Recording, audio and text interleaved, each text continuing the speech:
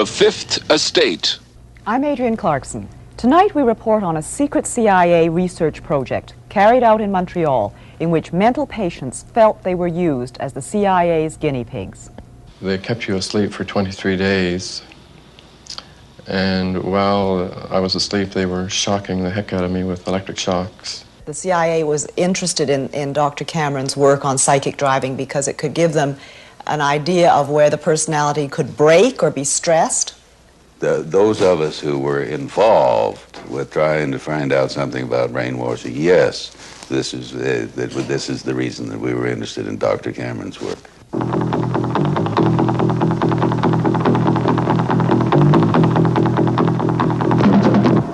The American Central Intelligence Agency has been accused of manipulating citizens of countries all over the world, including Canada. At the moment, a number of Canadians are considering suing the CIA. They believe they are victims of covert CIA experiments. Tonight, two Canadians who feel the past 20 years of their lives were damaged by the CIA tell their stories publicly for the first time. They believe they were part of a CIA project called MK Ultra, a research project so secret that even the Canadian government was not informed that the agency was funding activities in this country. The CIA was seeking a new weapon, aimed not at the body, but at the mind. Americans became obsessed with brainwashing during the Korean War. Prisoners of war returned home denouncing the American way of life. Hearing them parroting propaganda, the CIA became convinced the communists had found the key to brainwashing. Now the Americans had to unlock the mystery of mind control. There was great worry that the Soviets had developed rather esoteric and unusual methods of so-called brainwashing people. The purge trials... Dr. John Gittinger was the CIA's chief psychologist for 25 years. There was continued pressure put upon anybody within the agency in connection with trying to explain or understand brainwashing. So we were charged with rather an elaborate attempt to try to find out chemical, psychological, any kind of means that people could use to influence the behavior of the people. Nothing seemed too bizarre. To find out if sex could be used in spying, the agency studied San Francisco prostitutes and their clients. Using unwitting human beings as their guinea pigs, the agency tried everything: drugs, hypnosis, electroshock. Under code names like MK Ultra, the CIA spent 25 years and $25 million on secret mind control research. Brainwashing could be a powerful ideological weapon, and the U.S. had to have it. And when the agency didn't undertake its own studies, it funded someone else's. Thus, the search for mind control brought MK Ultra to Canada, to Montreal. Even in the Cold War years of the late 50s and early 60s, most doctors and academics would have been embarrassed to have found that an organization of spies was openly paying for their research. So the CIA set up a number of fronts, respectable foundations like the Human Ecology Fund. Sounds innocent enough, but it was run by the CIA's brainwashing experts.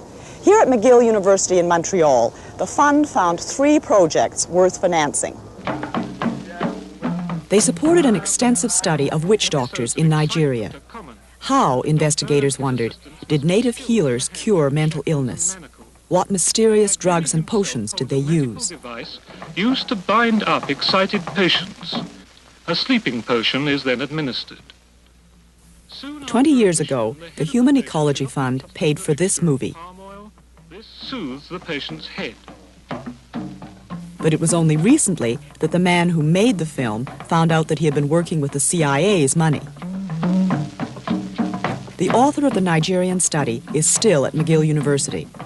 News of his connection to the CIA came as quite a surprise to Dr. Raymond Prince. I couldn't imagine why the CIA would be interested in my work in looking at indigenous healers in West Africa. That seemed really strange. That was my first reaction, you know. I couldn't believe that, I couldn't understand how the CIA would be interested in that. Because there were all kinds of beliefs that African witch doctors could put the hex on people. But anybody who makes a systematic study of what are the psychological factors that can produce anything from having a person run amok in Indonesia or die of the sickness from a witch doctor in Africa would certainly add to all of the knowledge that we were being able to accumulate about behavioral science techniques. The Human Ecology Fund also helped set up the Transcultural Psychiatric Research Review. Edited at McGill, the journal continues to publish without CIA support. The largest MK Ultra research project, this one directly related to brainwashing, was carried out at the university's psychiatric hospital, the Allen Memorial Institute. Located atop Mount Royal in a mansion with the eerie name of Ravenscrag, the Allen Memorial was once the most prestigious mental hospital in Canada. The unorthodox treatments of its director caught the attention of the CIA in the mid-50s. Dr. Ewan Cameron, the first director of the Allen Memorial, ran the institute with an iron hand for 20 years. But Dr. Cameron remained an American citizen and left the Allen abruptly in 1964. He returned to the United States, where he died in 1967. An energetic, enigmatic man, Cameron was an internationally honored and respected psychiatrist, but he was not universally liked.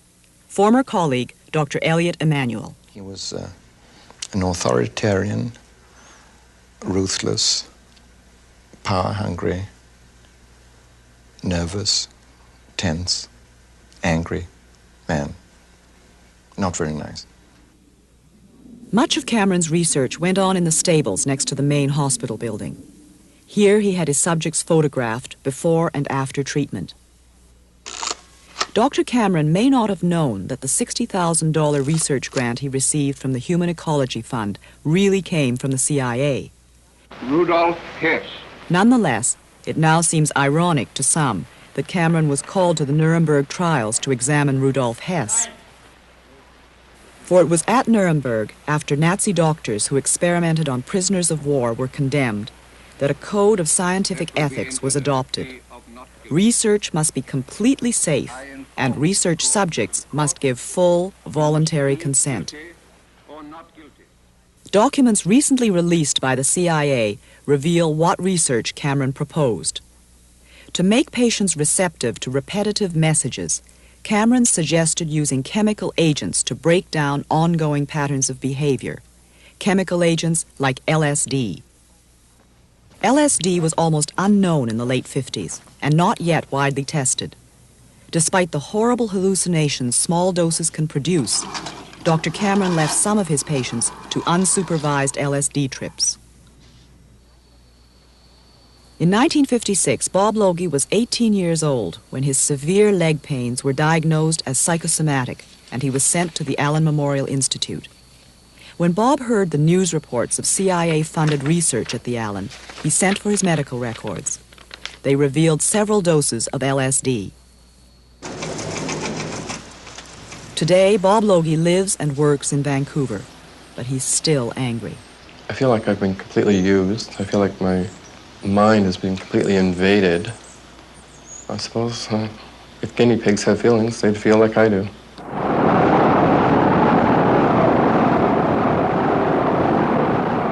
LSD trips were terrifying to patients who had never heard of LSD and who had no way of knowing why their world was suddenly upside down.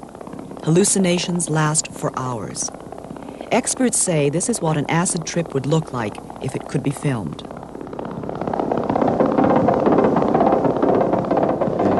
LSD was really horrifying, very horrifying, and they gave it to me for about 12 or 15 times. One minute I would see the doctor there, the next minute I wouldn't see him there, and they were asking me all kinds of questions, and I remember them telling me that I was getting smaller and smaller, and I really felt myself getting smaller. And they were bringing me back in time, way back, you know. At one point, I almost felt like I was just about to be born, really, that far back in memory. And they were really, really probing, asking all kinds of questions. And I felt I didn't have any control. I had to answer. I didn't feel I had any control. I was completely, like they had complete control over me.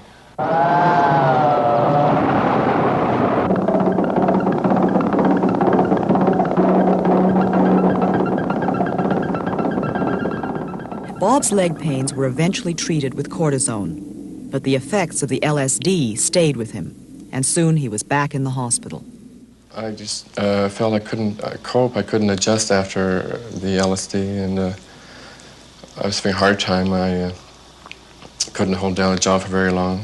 I was going from one place to another, and the anxiety really built up. I just couldn't cope, and I went back.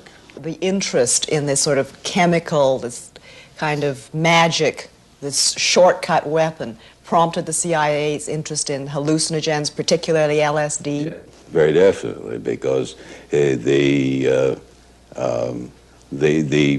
first pressure was being placed on the idea that there was some kind of truth serum or truth drug or something on that.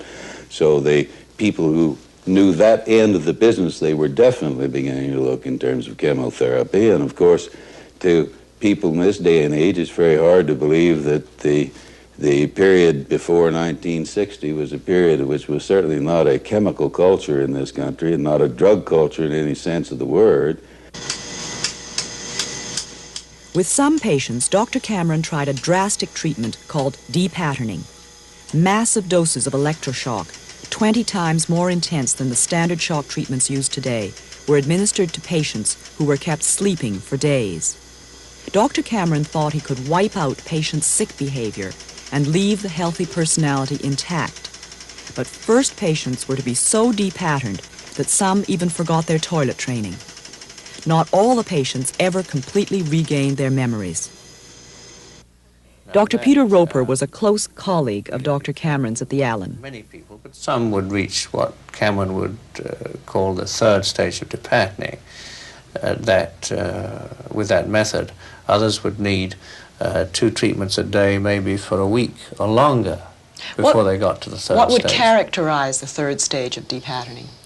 Well, the third stage, as defined by Cameron, was a loss of ability to orientate themselves. They knew who they were, but they didn't know where they were, and they didn't know what age they were. As you probably know, electroshock treatment has been given for depression for something like 40 years now. It's a very successful and useful treatment for severe depression that doesn't respond to other things. But depatterning is a use of electroshock treatment in a totally different way, in which instead of giving the shocks, say, 2 or 3 times a week, they're given 2 or 3 times a day for 3 or 4 weeks, reducing the patient to a sort of animal, vegetable state, from which it's hoped that they would recover in a more healthy state of mind. It didn't work. To put patients to sleep for up to a month at a time, Dr. Cameron used a combination of depatterning and large doses of drugs. Individual taped messages were repeated to sleeping patients 15 hours a day in an effort to brainwash them back to health. Now, Cameron reasoned, with their negative memories obliterated, positive suggestions could be implanted. Suggestions like, begin to assert yourself, express your anger. Dr. Cameron called his technique psychic driving. Bob Logie had driving therapy when he returned to the Allen in 1959. I was there for a while, and I thought, I don't want to stay here, and I started to run away from the hospital, and they grabbed me, and then they put me on sleep treatment. And they kept you asleep for 23 days. And while I was asleep, they were shocking the heck out of me with electric shocks and playing tapes just over and over. I don't know what was on the tapes yet, but we're going to find out what was on the tapes through hypnosis. The CIA was interested in Dr. Cameron's work on psychic driving because it could give them an idea of where the personality could break or be stressed. Those of us who were involved with trying to find out something about brainwashing. Yes, this is the reason that we were interested in Dr. Cameron's work. Patients came to the Allen Memorial Institute from all across Canada. Dr. Ewan Cameron, it was said, would give them the best psychiatric care money could buy. But some of the patients had no idea that a lot of their treatment, the LSD, the massive doses of electric shock, the sleep therapy, was highly experimental. When I was in the hospital in '59, my husband, that's when he told me he thought they were killing me, because he said it was every day and there's a special treatment which he doesn't know. I think there was some sleep. I was always asleep. He used to call the hospital. I couldn't have any visitors for 3 weeks, you see. Hilda Bernston was at the Allen Memorial in 1959 as Dr. Cameron's patient. She's convinced that the sleep treatment she received was depatterning. Her memory remains severely damaged. Mrs. Bernston was an English war bride. She and her Canadian husband went to Montreal in 1945 to raise their family.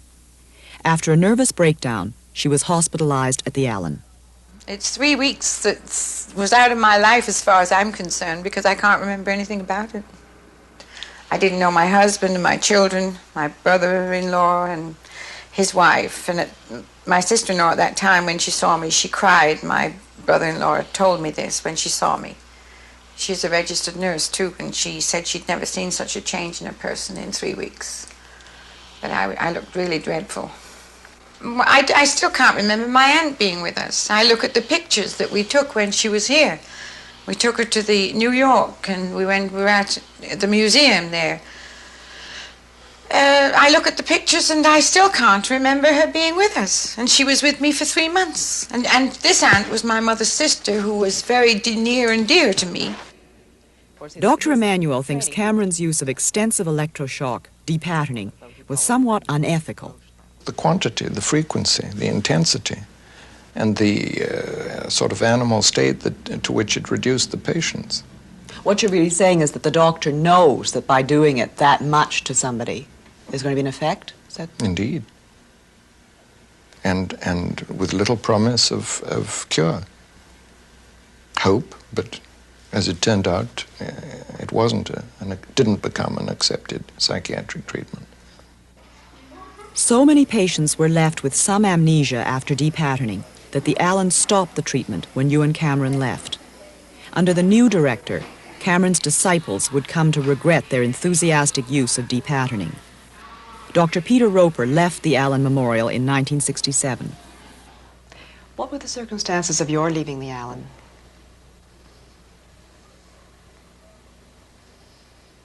Somewhat questionable.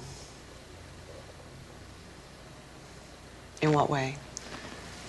The annual reappointment was not renewed in '67. Did Dr. Cameron have anything to do with this, or was it after he left? Oh, that was after he left. He left in '64. Did you have any disagreement about treatments given there? I didn't disagree with anybody. I think there was the depatterning treatment was stopped, I think, in '65. So anybody that continued to do it after Cameron left didn't do it after 1965. So you didn't do it after '65? Oh, no. I certainly know that an intelligent, ethical scientist today would not do an awful lot of things that an ethical scientist would do in those days. How do you now feel about the use of involuntary subjects for CIA experiments or CIA-funded agency experiments? I certainly think that it would be ridiculous in this day and age. No, I don't see any way that you would do that. There was no informed consent. I would guess that, as I've just said, informed consent, as we now know it, was not a part of research at that time. And especially as regards the use of LSD, perhaps, or the depatterning.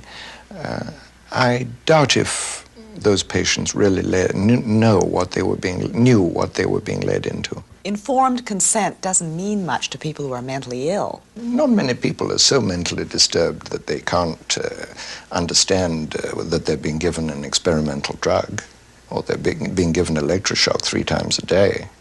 People can understand that. It can be explained in simple words. It had a great effect on my life. I mean, I have been sick before, and I've had treatment, but there were never any experience I had was like that I had in '59. I've never been able to sleep without medication since the sleep treatment. I went through years and years and years of severe depressions. I dream about it. All my waking hours, I think about it. It's eating me up.